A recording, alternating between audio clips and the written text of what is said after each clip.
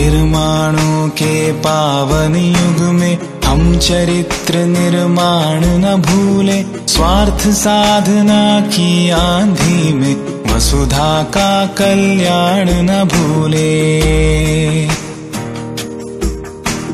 मानागम अगाध सिंधु है, संघर्षों का पार नहीं है, किंतु डूबना मझधारों में साहस को स्वीकार नहीं है। जटिल समस्या सुलझाने को नूतन अनुसंधान न भूले। निर्माणों के पावन युग में हम चरित्र निर्माण न भूले। स्वार्थ साधना की आंधी में वसुधा का कल्याण न भूले। शील विनय आदर्श श्रेष्ठता तार बिना झंकार नहीं है। शिक्षा क्या स्वर साध सकेगी यदि नैतिक आधार नहीं है। कीर्ति कौमुदी की गरिमा में संस्कृति का सम्मान न भूले। निर्माणों के पावन युग में हम चरित्र निर्माण न भूले। स्वार्थ साधना की आंधी में वसुधा का कल्याण न भूले। आविष्कारों की कृतियों में यदि मानव का प्यार नहीं है, सृजनहीन विज्ञान व्यर्थ है, प्राणी का उपकार नहीं है। भौतिकता के उत्थानों में जीवन का उत्थान न भूले।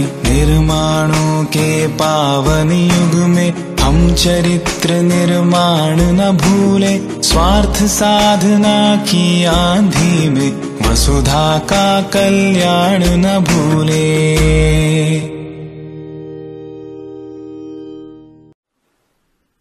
निर्माणों के पावन युग में हम चरित्र निर्माण न भूले। स्वार्थ साधना की आंधी में वसुधा का कल्याण न भूले।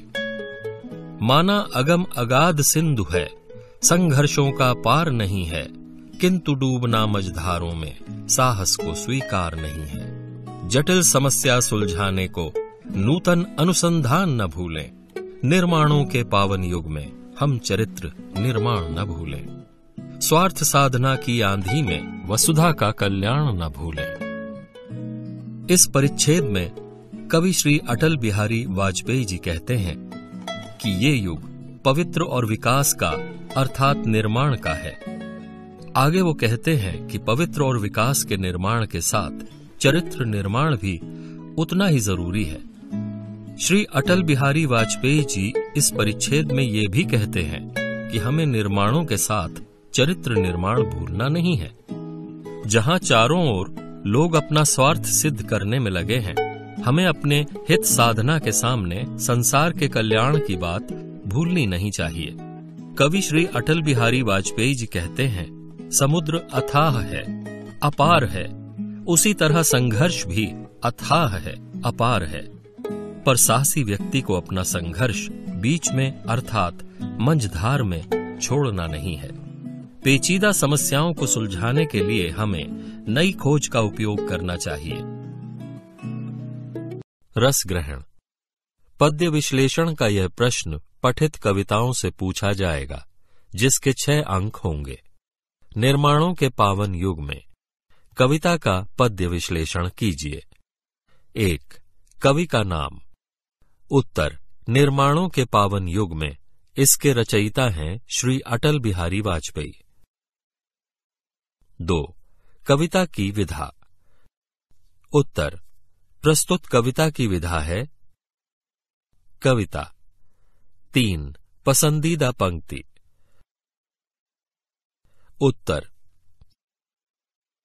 आविष्कारों की कृतियों में यदि मानव का प्यार नहीं है, सृजनहीन विज्ञान व्यर्थ है, प्राणी का उपकार नहीं है। 4. पसंदीदा होने का कारण। पंक्ति। उत्तर, आज के वैज्ञानिक युग में तरह तरह के निर्माण हो रहे हैं। कवि ने कहा है कि आविष्कार की गई कृति यदि मानव के हित में नहीं है और उससे मनुष्य का कोई उपकार नहीं हो सकता तो विज्ञान का यह सृजन व्यर्थ है। कवि के ये विचार मुझे बहुत पसंद आए। 5. कविता से प्राप्त संदेश, प्रेरणा।